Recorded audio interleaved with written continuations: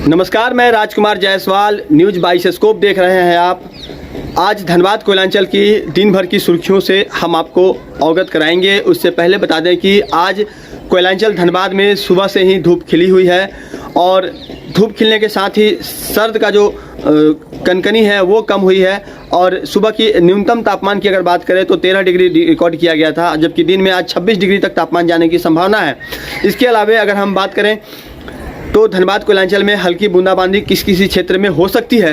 और सबसे अहम खबर की अगर बात करें तो जिस तरह से बीती रात कोयलांचल धनबाद में मंडल कारा में छापेमारी हुई, बंदियों ने खाना लेने से इनकार कर दिया था और लगभग 200 बंदियों ने खाना लेने से इनकार किया था, जिसके बाद जेल प्रशासन की जो टीम है उसने जेल आईजी को शिकायत की। जेल आईजी की तरफ से जिला प्रशासन को निर्देश दिया गया और उसके बाद जिला प्रशासन और धनबाद पुलिस की टीम ने जब छापेमारी की तो तमाम जो वार्ड हैं वहाँ की गहन छापेमारी हुई और उसके बाद कहीं ना कहीं धनबाद जेल प्रबंधन और कैदियों के बीच में बातचीत करने की कोशिश हुई। दोनों के बीच में सेतु का काम करने का काम जो है जिला प्रशासन की टीम ने किया और कितना वो बंदियों को समझाने में सफल हुए, कितना नहीं हुए, इन तमाम चीज़ों पर से पर्दा उठना अभी भी बाकी है। लेकिन ऐसी कयास लगाई जा रही है। सूत्र बता रहे हैं कि जेल प्रबंधन और कैदियों के बीच में जो उहापोह की स्थिति बनी हुई थी, जो विरोध कर रहे थे, वो खाना नहीं ले रहे थे, उन तमाम चीज़ों का पटाक्षेप कर लिया गया है। और इसके पीछे की वजह बताई जा रही है कि जब से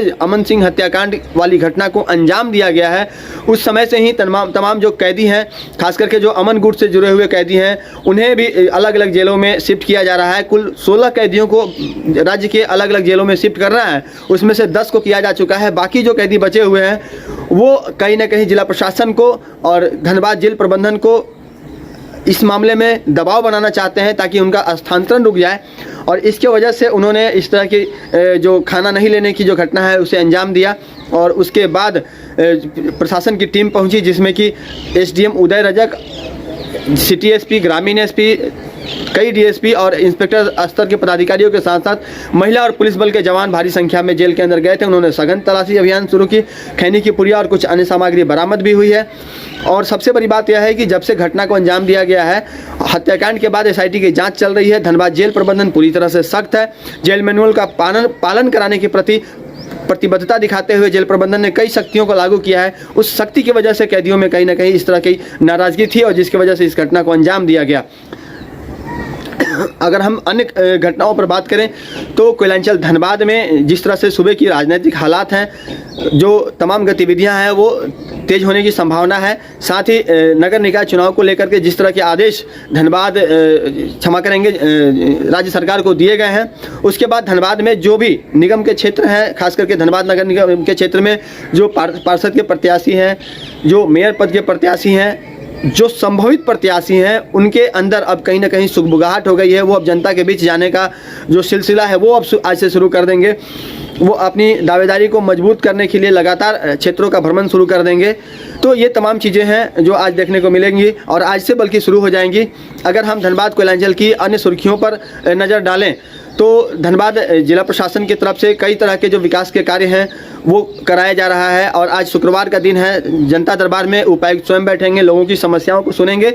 साथ ही धनबाद के अलग अलग पुलिस थानों में, अलग अलग प्रखंडों में, यहाँ तक कि एसएसपी भी अपने कार्यालय में जनता दरबार लगाएंगे और लोगों की समस्याओं को सुनेंगे।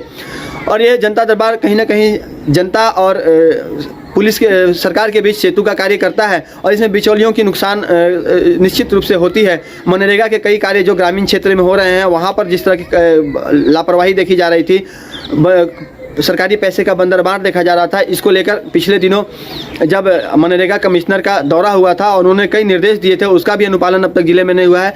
उस पर भी संभव है कि अनुपालन की दिशा में कोई कदम उठाया जाए। साथ ही अगर हम धनबाद में भाजपा की बात करें तो भाजपा के जो तमाम नेता हैं वो लगातार राज्य सरकार पर हमलावर है। वो जो स्थानीय विधायक राज सिन्हा के अलावा जो अन्य विधायक है, खासकर अपर्णा सेन गुप्ता और सांसद पशुपति नाथ सिंह, ये लगातार क्षेत्र में सक्रिय हैं। 2024 के लोकसभा चुनाव को लेकर अलग अलग जगहों पर कार्यक्रमों में शामिल हो रहे हैं, कंबल वितरण समारोह में शामिल हो रहे हैं, लोगों के बीच जा करके कई कार्यों का शिलान्यास हो रहा है। विकास कार्यों को जो अंजाम दिया जाना है उसके शिलान्यास कराया जा रहा है। कहीं उद्घाटन का जो कार्य है वो चल रहा है। सबसे बड़ी बात है कि अब चुनावी जो तिथि है कुछ ही महीनों के बाद, कुछ महीने नहीं कहेंगे बल्कि अगले महीने संभव है कि जो अधिघोषणा है लोकसभा चुनाव की, आम चुनाव की सूचना जो है जारी हो जाएगी। उसके बाद आचार संहिता लग जाएगी। तो उससे पूर्व जो कार्य तमाम नेताओं के द्वारा किया जाना चाहिए, जो वो लोग कर सकते हैं अपने क्षेत्र में विकास को दर्शाने के लिए, वो किया जा रहा है। इसके अलावा 22 तारीख को जो अयोध्या में राम जन्मभूमि पर जो प्राण प्रतिष्ठा होनी है, रामलला को विराजमान करना है, उनकी प्राण प्रतिष्ठा होना है। इसको लेकर जो पूजनीय अक्षत जो कोयलांचल धनबाद पहुंची है उसको नगर भ्रमण कराया जा रहा है, घर घर लेकर।